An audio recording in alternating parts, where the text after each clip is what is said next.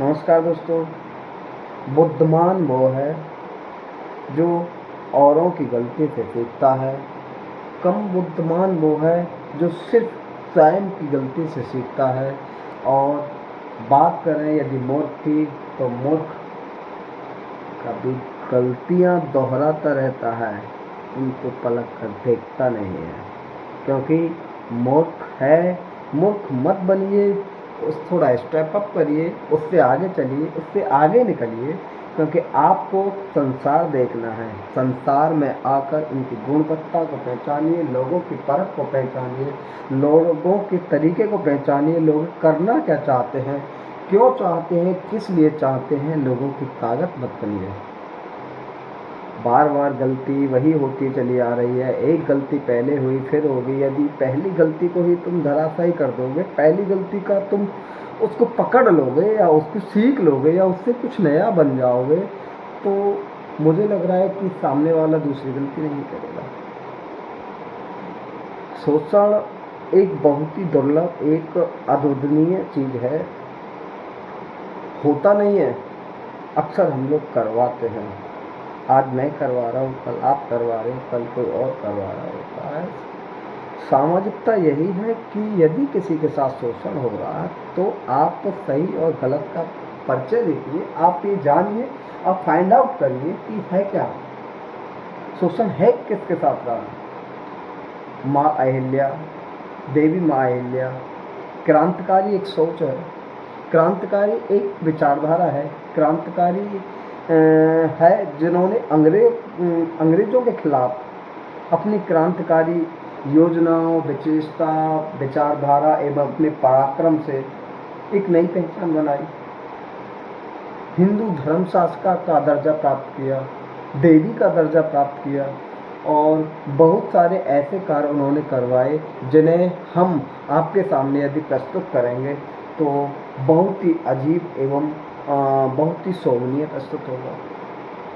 तमाम मंदिरों, धर्मशाला, कुओं और गरीबों के प्रति ऐसी ऐसी योजनाएं लागू की जिससे सभी को हित एवं सम्मान और सुख की प्राप्ति हुई। आज हम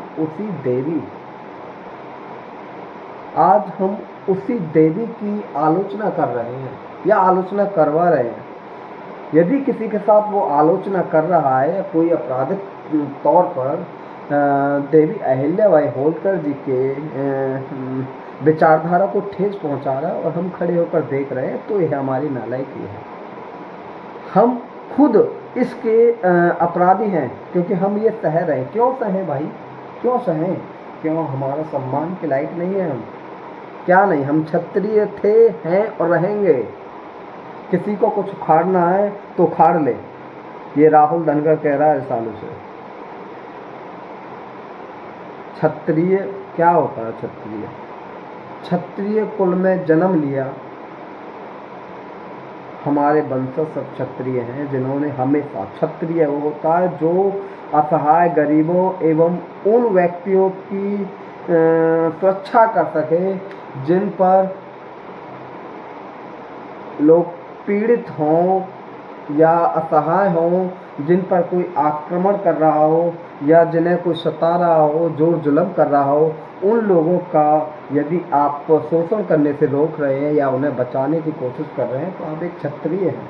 क्योंकि आपने शस्त्र उठा रखे हैं। किसके लिए? किसी की सुरक्षा के लिए, किसी के अधिकार के लिए, किसी को सुरक्षित करने के लिए। तो ये क्या होता है?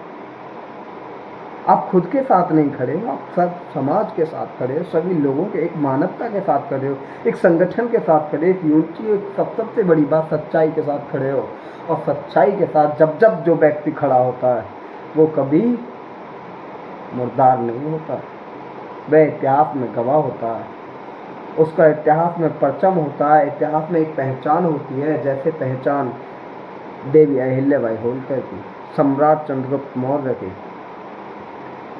हक्का बुक्का, आला ऊदल, गडरिया समाज ने ऐसे क्रांतिवीर योद्धाओं को जन्म दिया है, ऐसे लोगों को पृथ्वी को दिया है कि जिन्होंने देवी माँ पृथ्वी के लिए बहुत ही गर्व महसूस कर दिया है। और हमें अपनी समाज पर गर्व नहीं, महत्वपूर्ण अत्यधिक गर्व है कि हम उस समाज में जन्मे हैं जिस समाज के क्रांतिवीर हुए थे, जिस समाज की एक महिला, जिसने महिला संगठन, महिला सैन्य शक्ति और महिलाओं में एक आक्रामक जोश और महिलाओं की विचारधारा एवं उनके उत्पीड़न को रोक दिया, सती प्रथा का विरोध किया, खुद को सती होने से रोक लिया, क्योंकि वे शिक्षित थी, एक धार्मिक थी और भगवान के प्रति उनकी आस्था इतनी निपुण थी क्योंकि वह खुद कार्य करने की बजाय सारा का सारा दर्जा ईश्वर के लिए देती थी। ईश्वर के प्रति अटल विश्वास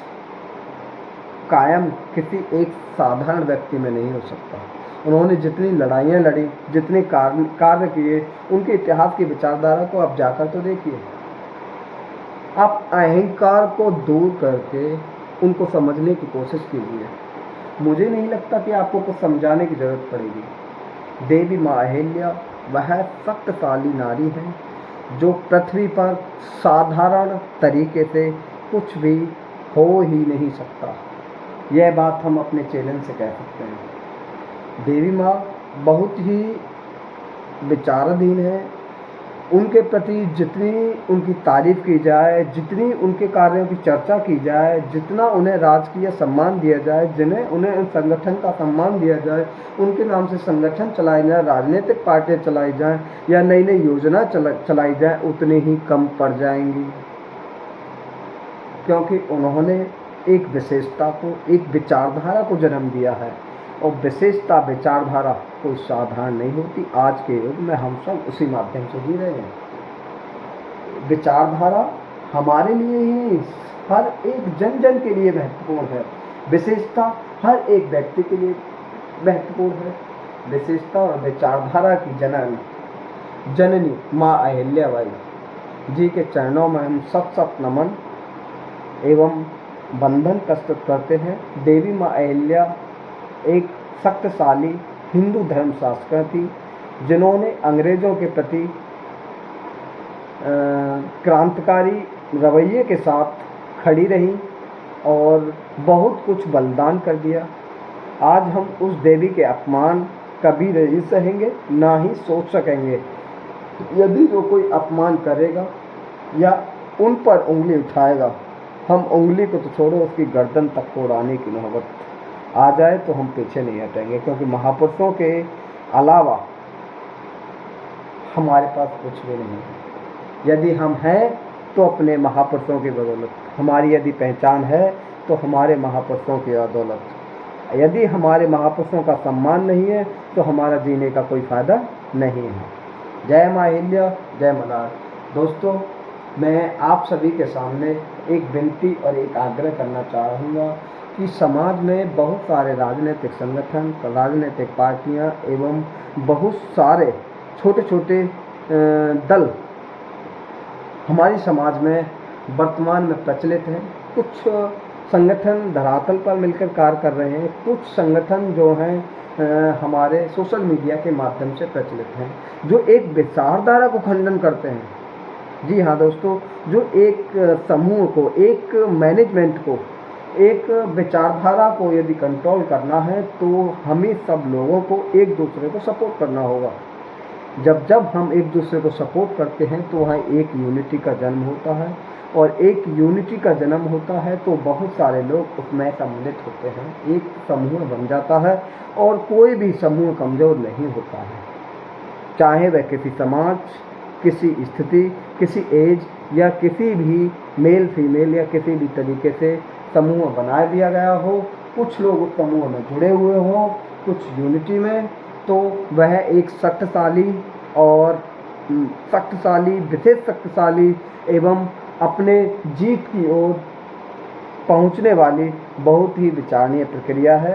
तो मैं अपने समाज के सभी भाइयों, सभी दोस्तों, भूले बिछड़े छोटे मोटे अपने साथियों से आग्रह, हाथ जोड़कर अपील करना चाहूँगा कि एक यूनिटी के साथ जुड़ें, समाज के किसी संगठन के साथ जुड़ें। कुछ बोलना चाहते हैं तो बोलें, लिखना जानते हैं तो लिखें। समाज यदि आप धरातल पर करने में कुछ ना कुछ करने में सक्षम हैं तो उसे करें।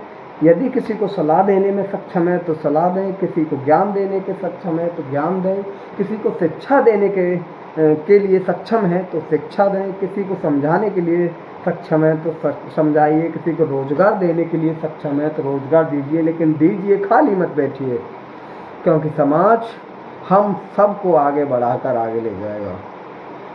हम यदि हैं तो समाज की बदौलत, यदि समाज है तो हमारी बदौलत, और हम सब मिलकर, एक दूसरे से मिलकर एक परिवार बनता है। कुछ परिवार यदि एकत्रित हो जाते हैं तो समाज बनता है। यदि हम पर, आप पर यदि कोई विपत्ति आती है तो सबसे पहले हमारा समाज हमारे सामने आकर खड़ा हो जाएगा। आपसी भेदभाव, विचारधारा, यदि कोई दिक्कत है तो उसे बैठकर निपटाइए। मेरी गलती है, आपकी गलती है, तो गलती ये देखिए गलती हुई क्यों, उसको समझिए, शिक्षित तरीक़ा से अपना साक्षरता को डेवलप कीजिए, अपने बच्चों को पढ़ाइए, सभी लोगों को आगे बढ़ाइए, रोज़गार की विकल्प सोचिए, रोज़गार के लिए आगे बढ़िए, कुछ ना कुछ नया काम करिए जिससे आपको प्रॉफिट हो, और प्रॉफिट होगा तो आपका माइंड संतुलन होगा, माइंड संतुलन होगा तो आप नए नए कार्य एवं शैक्षणिक कार्य करेंगे, जिससे आपकी, आपके परिवार की एवं समाज की तरक्की होगी। और मैं राहुल धनगर अहिल्या सेना परिवार के साथ आप सभी के लिए अग्रिम बधाई एवं शुभकामनाएं प्रस्तुत करता हूँ। जय माँ अहिल्या, जय मल्हार। लगा दो जयकारा मेरी माता अहिल्या बाई का।